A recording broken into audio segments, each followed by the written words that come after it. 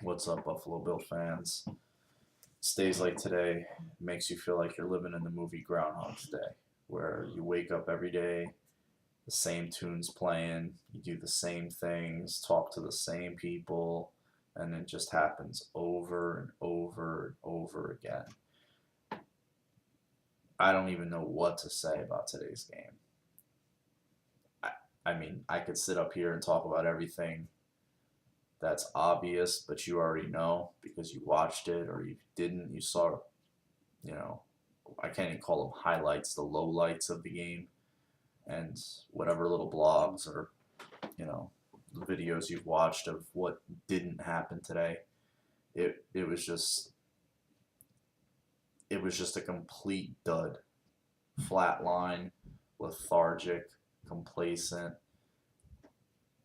zero of a game. I mean, whatever they had in their you would it was like they went down to Tampa on a mini vacation and realized, hey, we got to go play a game, and showed up at Raymond James Stadium and was like, oh well, that's what it looked like. It looked like a bunch of guys who went down there on vacation and played in some rec league game and go back to their regular lives or jobs. That's what it looked like. Whether the team or the organization was in evaluation mode to me is neither here nor there. How are you evaluating something that has nothing to do with winning? That's what I don't get. Like, what are you looking at? Unless it's in a winning effort and a winning performance and positive things are happening, what possibly can you take out of evaluating such a piss poor effort perform? You can't even call it a performance, because I think of performance, I think of somebody who's doing something good. Like, you go watch a performance, like some sort of play or a musical performance or a whatever. That was a that was that was a disaster on every level in all three phases of the game. It was just a complete crapping of the bed. That's all I can say. For a team that's 4-9, 4-8 going into the game, to go down there and just play like that, that Bills fans is why nobody ever takes the Bills seriously. Games like that, the same old Bills, they are who we thought they were. It's games like that, games that we've seen from Jerron teams, Gailey teams, Malarkey teams, Williams teams. That's why. They just could care less, and then after the game they want to get up there and talk about accountability and guys playing hard for each other and all this rhetorical BS, the cliche crap that we've all heard from 20 different sources. It's over. It's done. Don't sell us a bill of goods on that crap anymore. We don't want to hear any more false hope or false promises. I'm so tired of these terms like continuity and evaluations and accountability and uh, regionalization and all this other coach speak, organizational speak that they spew out at every microphone they can get put in front of their face. It's over. The rhetoric is over. And if Russ Brandon wants to look around and look at his analytics and his numbers about why Bills games don't sell out, look at that game. Look at that game and look at the last however many years you've been there and games like that. And that's why Bills fans walk away in mass. Because at the end of the day, it's entertainment. There was nothing entertaining about today's game. There's been nothing entertaining about the last 14 years of Buffalo Bills football. Nothing. And no playoffs, one winning season that ended terribly, losing to a team's third stringers,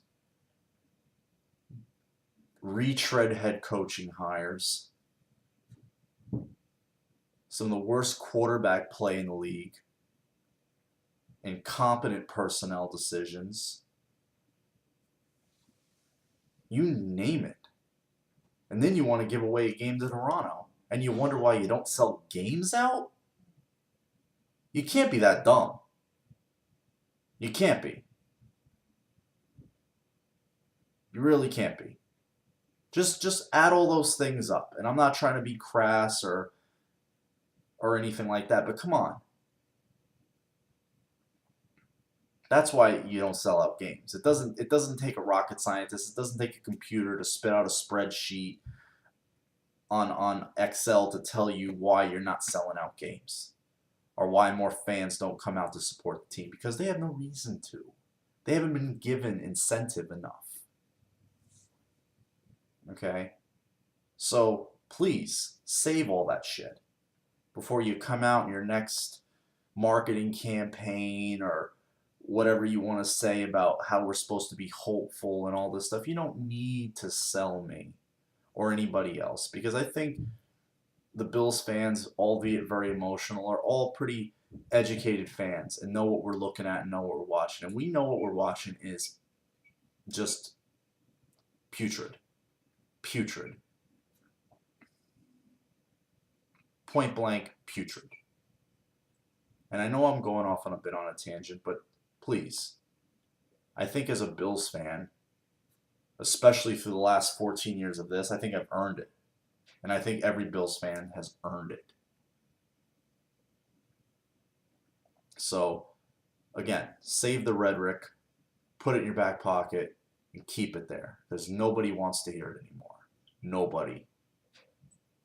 Unless you're telling a team or telling its fans something earth-shattering. Like you're building a new stadium, you're not playing it, whoring a game out to Toronto, something like that. Save it. Don't want to hear it. But as for the game, whatever. Rookie quarterbacks have duds. I'm not trying to excuse his game. He played bad. But at the end of the day, his number one receiver was going up and making plays when they counted.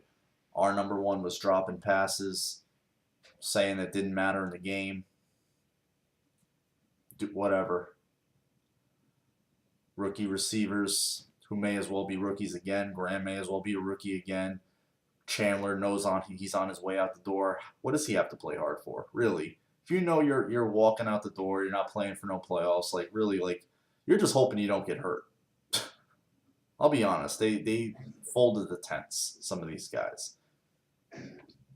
And you need to say, thanks for having you, but it's time to move on.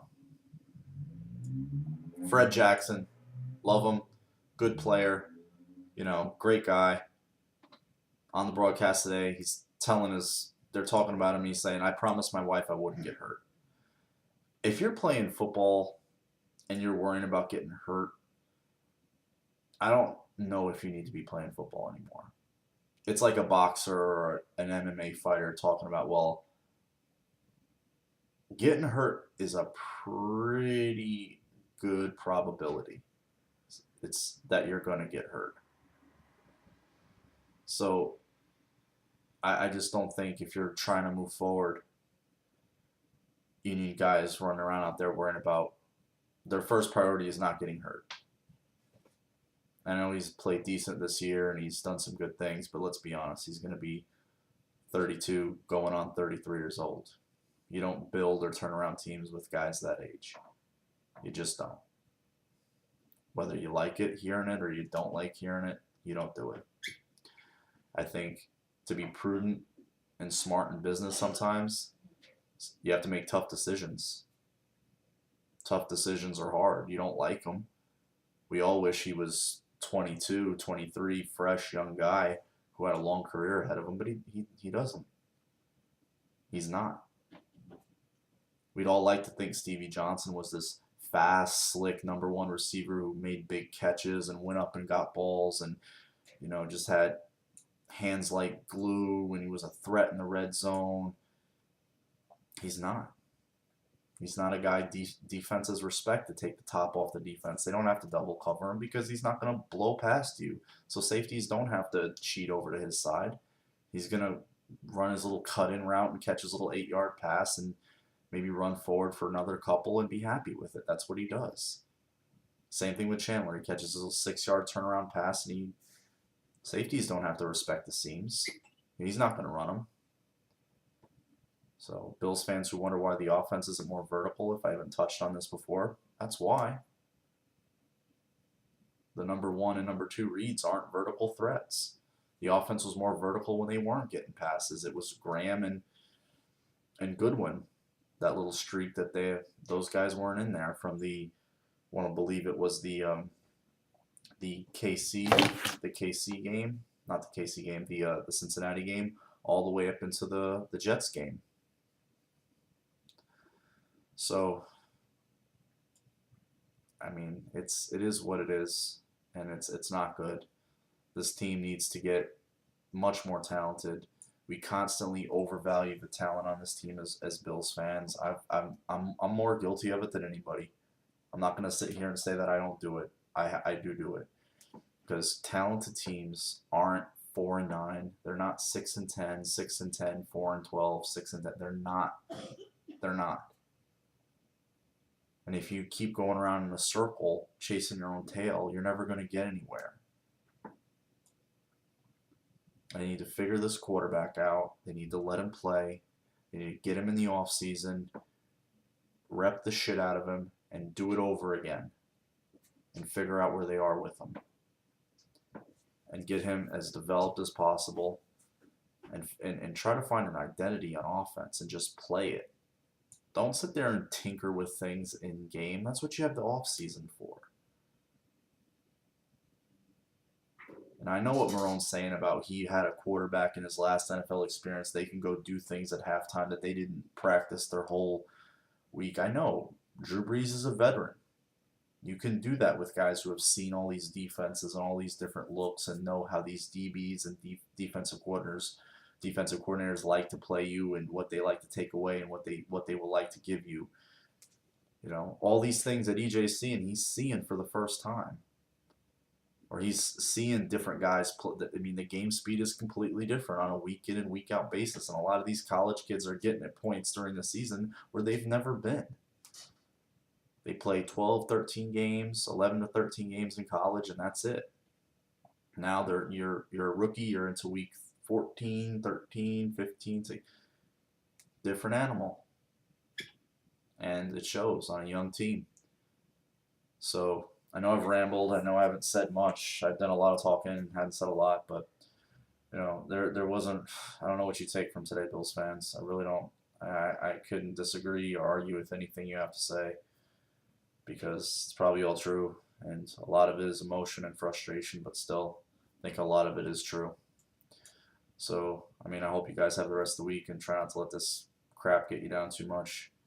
It's just, you know, it just sucks. You feel empty. You feel cheated. You feel like you've been duped again into believing it could have been better. There was a chance, but for a team that had playoff aspirations just a couple weeks ago to blow a 14-point lead, just end up losing a game on a last-second field goal in overtime after the fumbles, this week's complete flat line. It's just, again, it's just like living in Groundhog's Day as a Bills fan. It really is. All right, guys, you have a good one. Take care.